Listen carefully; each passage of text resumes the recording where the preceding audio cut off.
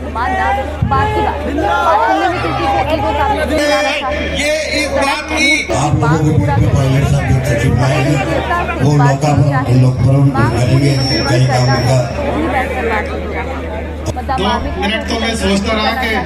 संवेदनशीलता तो मामला बेहतर सीएम के नौकरी देने पर गलत पार्टी के बयान पर कहा किसी को सबसे पहले तो वार्ड नंबर बड़ा बदलाव नहीं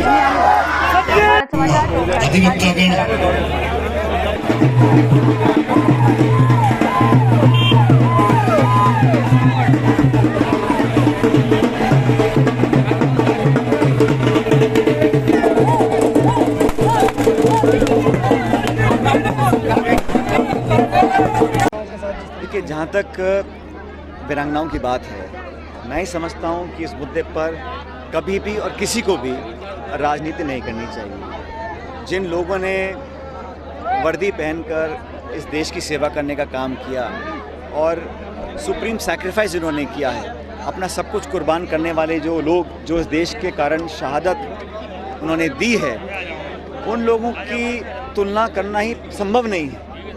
और उनके परिजन जो हैं वो इस देश की संपत्ति हैं, उनको संयोजे रखना, उनको मान सम्मान देना, उनके हर तरह मदद करना, ये हर सरकार, हर संस्था, हर नागरिक, हम सभी का कर्तव्य है। मैं ऐसा मानता हूँ कि जो वीरांगनाओं का जो पैकेज है, जो सरकार की सहायता है, केंद्र सरकार की, राज्य सरकार की, वो सब लोगों को मिली है।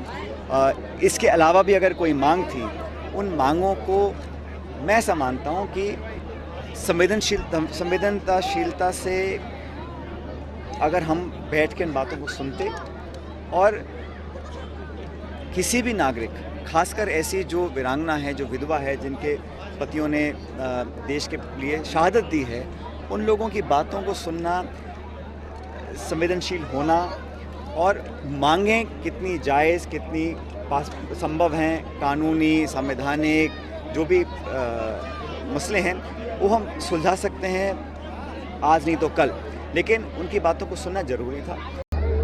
लेकिन उनके साथ जो व्यवहार पुलिस ने किया, जो हमने टेलीविज़न में देखा, वो उसको कोई भी एक्सेप्ट नहीं कर सकता है। और किसी भी नागरिक के साथ अगर कोई इस प्रकार का व्यवहार करता है, उसको हम एक्सेप्ट नहीं कर सकते। खासकर जो महिला हैं, विधवा हैं, और कोई भी कारण रहा हो, उनकी बातों को मानना ना मानना, जायज़ रखना ना रखना, केंद्र सरकार, राज्य सरकार, वो विषय बात का है।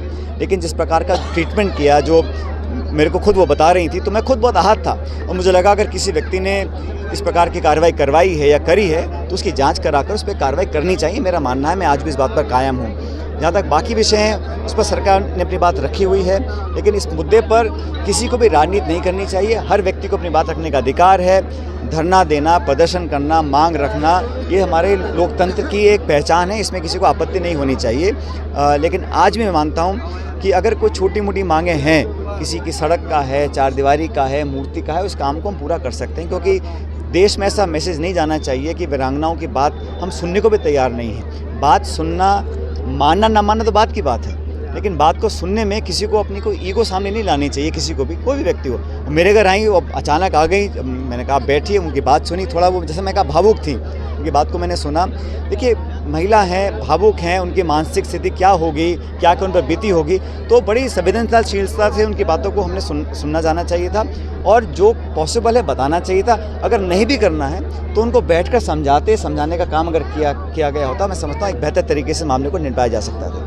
नई पार्टी डल सकती है, नौकरी को लेकर देवर को या किसी को। देखिए, जहाँ तक नौकरियों की बात है, किसी को 1 या 2 या 3 नौकरी देना न देना, इससे कोई बहुत बड़ा बदलाव आने वाला नहीं है। लेकिन जो मुद्दा अगर मार्मिक है तो उसी तरह इसको डील भी करना चाहिए।